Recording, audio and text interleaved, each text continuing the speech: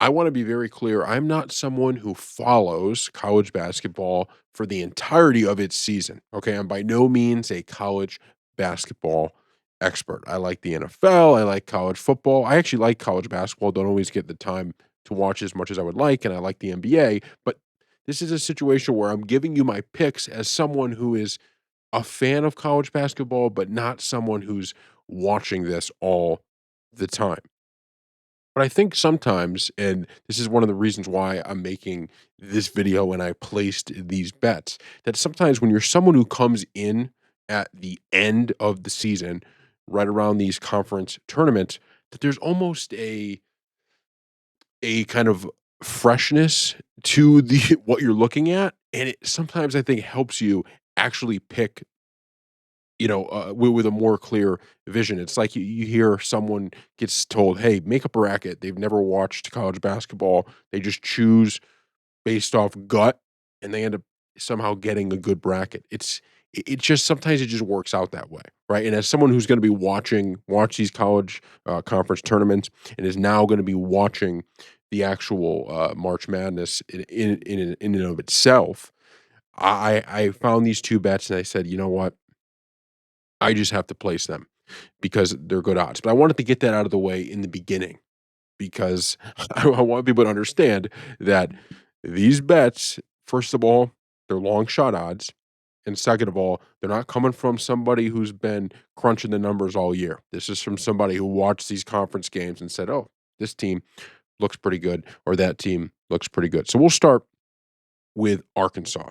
Now, they're plus 6,000 on DraftKings, and I put 100 on it to win 6,100. And the reason I thought this would be a smart play is because you always see, I remember some of the great UConn teams, and not maybe the most recent ones, but you go back to Kemba Walker, Shabazz Napier, they would just have these guards who, would just make huge shots, make big plays. And this guy that Arkansas has, Darius Acuff Jr., I believe that's how you pronounce his name. I was watching him, and man, this guy was just unfreaking believable. I mean, I could not believe some of the things, even going back and looking at some of his past games or highlights from those games. I could not believe how good this freaking guy was. Like, this guy was just blowing my socks off. And it's interesting because in the tournament itself, you watch some of those games, and he against Ole Miss, he didn't even have, like, that great of a game to start, and then you look late in the game, he finished with 24 points. He actually ended up closing the deal pretty well. Like, he was struggling for large parts of that game, but late, when they needed it, he came out and he was able to deliver. So like, he was 7 to 21 in that one, at 24 points, but he just found a way late. I remember that and one he had, it really, was just a huge play, and they ended up finding a way to win that, and obviously they go on to beat Vanderbilt after that. They in the second half, they, kinda took care of business in that one, but that one, what does he have? 9 of 20, has 30 points and 11 assists. This guy is just one of those players who he alone could get them deep, and I mean deep into this, bracket. And for the record, just before we get on to the next pick too, I'm not even worried necessarily about what side of the bracket these teams are on. I know a lot of people, are going to be paying attention to that, and it does matter. Don't get me wrong, but to me, with a team like Arkansas, if that guy is going to be able to provide you, right? If Darius Acuff Jr. is able to put up the level of production we've seen all year, but especially that game against Ole Miss late in that game against Vanderbilt, if he's able to put up those type of numbers, it doesn't matter who they're playing; they're going to have a chance to beat that team. So that's our first one. And at plus 6,000, it's like those are the type of guys I'm looking for, right? Which team at plus 6,000 can you have the best player on the floor? And I think Arkansas fits that perfectly. Because remember, all these other really great teams, you look at, there's three teams at the top that are in the plus 300, plus 400 range, right? There's three of those teams that are within 300 and 400 on the plus. So those are your favorites, okay? I understand the arguments for those teams, but these are ones that are kind of more long shot. The next team that we decided to go with is St. John's. Now, I understand the Big East wasn't great this year, and I thought, so there was 2 teams going into the Big East championship that had not trailed at all in the Big East tournament. That was St. John's and that was UConn. Both those teams had not trailed throughout the whole thing, and then St. John's ended up winning. And watching that, I know UConn had their chances and made runs at certain points.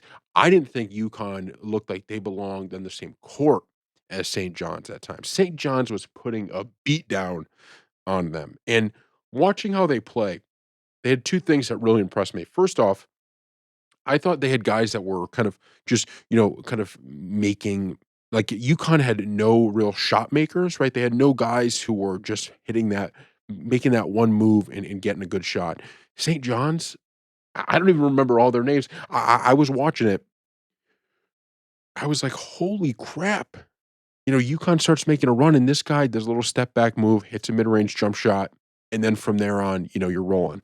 And the second part is they had some bigs. This guy Zuby, I I was watching him and I was like, he is a force on the field right now. Guy's 6'9", so he's not like he's a 7'3" guy, but he was just playing absolutely phenomenally and dominating down low. So if you have skilled guard play, guys who can kind of get their own shots, and you have these bigs who can dominate, right, and play real big, well, those are two. That's like, saying in the NFL, "Hey, we got a good offensive line and defensive line."